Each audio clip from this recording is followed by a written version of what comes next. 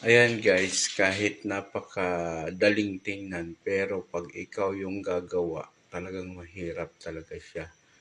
Para kang nagdadumbbell din. Or yung parang nakahiga ka na parang inaangat yung dumbbell. Kasi yung timbang ng bakal na yan is 15 kilos kabila, 15 kilos din sa kabila, di 30 kilos yun. So, uulit-ulitin mo siyang ganyan. So, napakahirap din. Madali lang tingnan, akala mo napakadali lang, no? Pero pag ikaw yung mag-workout, ang sakit sa balikat, masakit talaga sa yung para kang kinukurot.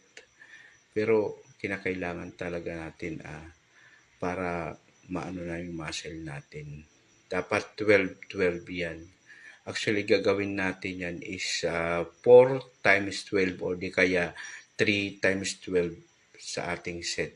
Ayan. So, tatlong beses na 12 beses mong gagawin. Ayan.